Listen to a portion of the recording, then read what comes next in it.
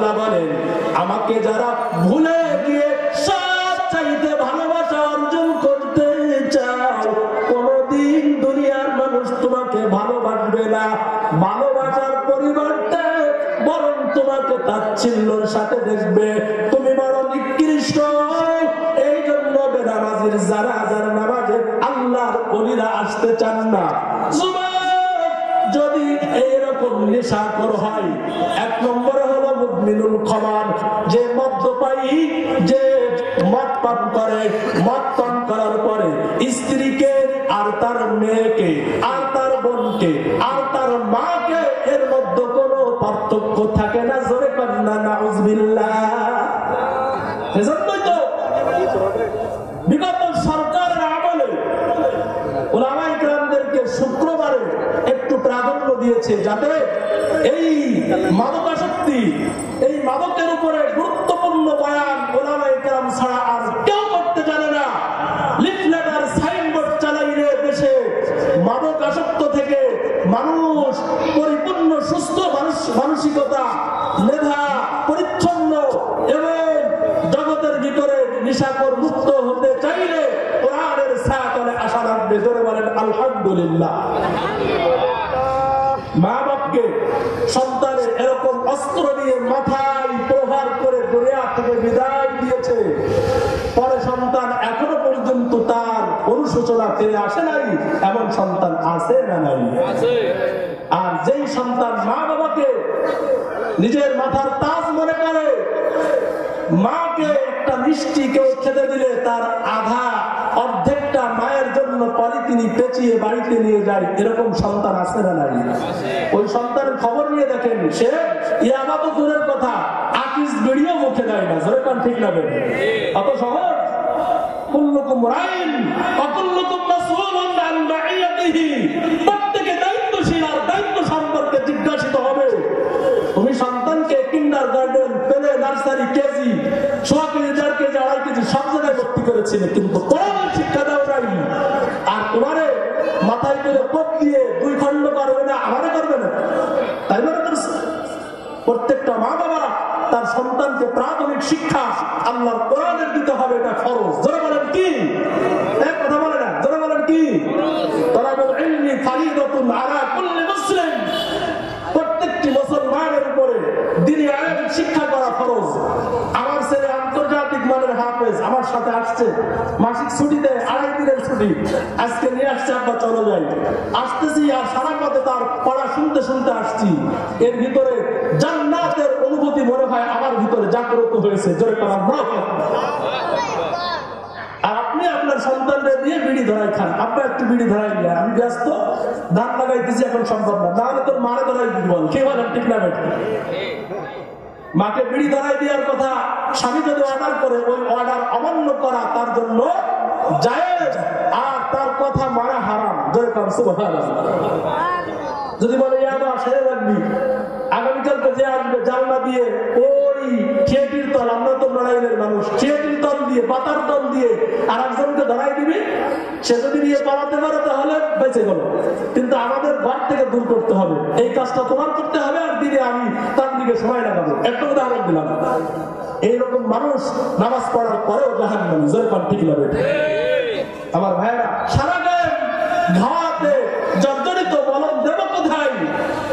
আল্লাহ আমাদের সকল বদ্দিনদের থেকে আমাদেরকে হেফাজত করেন, আমিন। আমার ভাইরা আমার, আল্লাহকে ভুলে গিয়ে যদি ভালোবাসা অর্জন করতে চাও, আল্লাহকে ভুলে গিয়ে জগতের ভিতরে বাদশাহিত্ব যদি দেখাতে চাও, মা বাবা বড় দুর্বল। এই দুর্বল মা বাবাকে তুমি যদি দুর্বল মনে করে তুমি মদ পান করে মা বাবার উপরে আঘাত করো, ও সন্তান, কাবা শরীফ বাইতুল্লাহর ইমাম হওয়ার পরও তুমি কোনদিন জান্নাতি হতে পারবে না। জোরে কান্না নাউজুবিল্লাহ। ফাআনসাহুম আনফুসাহুম। আল্লাহ বলেন তোমরা নিজেরাই আত্মগোলা হয়ে গেছো, নিজেদের সম্পর্কে কোনো খবর নাই। আল্লাহ বলেন উলাইকা হুমুল ফাসিকুন। আর ওই সকল লোক যারা আল্লাহকে ভোলার পরে নিজেকে নিজে বড় মনে করে। আল্লাহ বলেন উলাইকা হুমুল ফাসিকুন, ওই সকল মানুষ হলো অবদ্ধ। অবদ্ধ সন্তান কোনদিন জান্নাতে যাবে না, অবাধ্য স্ত্রী কোনদিন জান্নাতে যাবে না, অবাধ্য আল্লাহর রাসূলের উম্মত কোনদিন জান্নাতে দাখিল হবে না। উলাইকা হুমুল ফাসিকুন, অবাধ্য আল্লাহর বান্দাও জান্নাতের ঘেরান পাবে না। জোরে কন্না নাউজুবিল্লাহ। ও যুবক, ও কলেজ পড়ার মা বোন, ভালো করে শুনে নাও। আল্লাহ বলেন লা ইস্তাবি আসহাবুন নার, কোনদিন জান্নাতবাসী ও আসহাবুল জান্নাহ, আসহাবুন নার ও আসহাবুল জান্নাহ, জাহান্নামবাসী আর জান্নাতবাসী কোনদিন সমান না। কারণ কি, জান্নাতি মানুষদের চেহারার দিকে তাকাইলে আল্লাহ পাক রব্বুল আলামিন বলবেন তাদের চেহারার ভিতরে আল্লাহ পাকের নূর চমকাইতে থাকবে। জোরে কান্না সুবহানাল্লাহ। যারা জান্নাতের ভিতরে যাবে, আল্লাহর পয়গম্বর বলেছেন যারা কাফের হবে তারা জান্নাতি মানুষের চেহারা দেখে তারা আশ্চর্য হয়ে যাবে। তারা বলবে ও আমার মালিক, আমি একটা কথা জানতে চাই, জান্নাতি মানুষদের এত সুন্দর চেহারা কেমন করে হলো? এই তাফসীরের ভিতরে পড়েছি আল্লাহ পাক তখন আওয়াজ দিয়ে জানিয়ে দিবেন জান্নাতি মানুষদের এত সুন্দর নূরের চেহারা হওয়ার একমাত্র কারণ আমার রবের কুদরতি নজর তাদের দিকে পড়েছে। জোরে কান্না সুবহানাল্লাহ।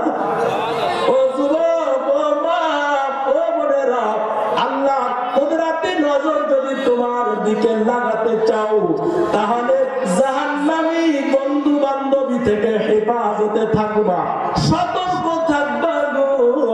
আল্লাহর রাসূল বলেছেন জাহান্নামী বন্ধুকে তুমি ত্যাগ করবে, জাহান্নামী বান্ধবীকে ত্যাগ করবে। মানুষ নামক শয়তান, ওই বন্ধুকে তুমি পরিহার করবে, তাহলেই আল্লাহ পাকের কুদরতি নজর তোমার দিকে পড়ার কারণে কাফেররা পর্যন্ত তোমাকে দেখে আশ্চর্য হবে। জোরে কান্না সুবহানাল্লাহ। ওয়া আসহাবুল জান্নাতি হুমুল ফাইজুন। আর আল্লাহ বলেন আমি জান্নাতবাসীদেরকে, জান্নাতের অধিবাসীদেরকে ফাইজুন, আমি তাদেরকেই সফলতা দান করব। জোরে কান্না সুবহানাল্লাহ। তাহলে ফাসিকুন হতে চাই না, আমরা ফাইজুনের অন্তর্ভুক্ত হতে চাই। জোরে জোরে বলেন আমিন। যারা বলবে না তারা হলো ফাসিকুনদের দলে অন্তর্ভুক্ত হতে চাই। জোরে করে আমিন। আমরা ফাইজুন, ফাইজুন সফল কামদের ভিতরে অন্তর্ভুক্ত হতে চাই। আল্লাহ আমাদেরকে কবুল করেন। আরো জোরে বলেন। আমার ভাইয়েরা, খারাপ লাগতেছে আপনাদের? বন্ধু, দুনিয়ার জগৎ থেকে আল্লাহ পাক এক একজনকে বক্তা হিসেবে আল্লাহ পাক আপনাদেরকে কথা বলার, আপনাদেরকে বোঝানোর যোগ্যতা দান করেন। কিন্তু আমি যে হাদিস পড়েছিলাম কুন ফিদ দুনিয়া কান্নাকা গরীবুন আও আবিরুস সাবিল, রাসূল বলেছেন দুনিয়াতে এমনি ভাবে থাকো যেমন কোন মুসাফির বা পথিক থাকে, সুতরাং অহংকার করার কোনো সুযোগ নাই। সুবহানাল্লাহ। অহংকার হলো রবের চাদর, এই চাদর দিয়ে যদি কোনো আলেম টান মারে সে আলেম হয়েও জাহান্নামী। জোরে কান ঠিক না আমার ভাইরা? সুতরাং ওখানে এই মাইকের অপারেটরকে আমি একটু বেশি কথা বললাম। কোথায় মাইক দিতে হবে এই জগতে 20 বছর বয়স, ওটাকে আমার বোঝানো লাগবে। সে পড়ল নজরে মাইকের সাউন্ড ভালো। মোহাম্মদ সাহেবকে এসে বলেছি গত বছর থেকে আলহামদুলিল্লাহ বাজার থেকে সাউন্ড ভালো পেয়েছি। আলহামদুলিল্লাহ বলেন। বক্তাদের জন্য মাইকের সাউন্ড যদি খারাপ হয়, এই যে কত কষ্ট, গোল জমে দেওয়ার থেকেও কষ্ট। জোরে কান ঠিক না বেটি? সুতরাং তার প্রশংসা করেছি। সে আমাকে বলে হুজুর এভাবে দিয়ে মুখ পোড়ায় বলতেছে আপনি মুখ এক জায়গায় আর মাউথ আর এক জায়গায়। তখন আমি ওর আসতে বলেছি তোমার থেকে কি আমি শিক্ষা নেব? সুতরাং আমি তাকে বলেছি শিক্ষা দেওয়ার জন্য আদব ওয়ালা জিন্দেগি গঠন করবা, তোমাকে তো ভালোবাসে বলছি আমি কথাটা। সুতরাং আল্লাহর রাসূল বলেছেন তুমি আলেম বয়ান করতেছো বিদায় বিশাল কিছু হয়েছো, এটা মনে করলে তুমিও জাহান্নামী, তোমাকে মুসাফির হালাতে থাকা লাগবে, এটা তোমার জন্য লাজিম আবশ্যিক, তোমার জন্য জরুরি। জোরে কান সুবহানাল্লাহ।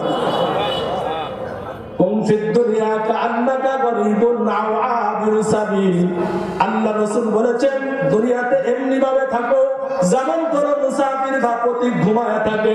মুসাফিরের কোন ঠিকানা নাই। তুমি বিল্ডিং এর ভিতরে ঘুমাইলো, তুমি মনে করবা আমাকে মৃত্যুর পরে কবরের ভিতরে আমাকে 1-2 ঘন্টা 5 ঘন্টার ভিতরে পৌঁছায়া দেবে। 10 তলা বিল্ডিং এ ঘুমানোর কোন সুযোগ নাই। সুবহানাল্লাহ। তুম ফিদ দুনিয়া কান্নাকা গরিবুন আও আবিরু সাবিল।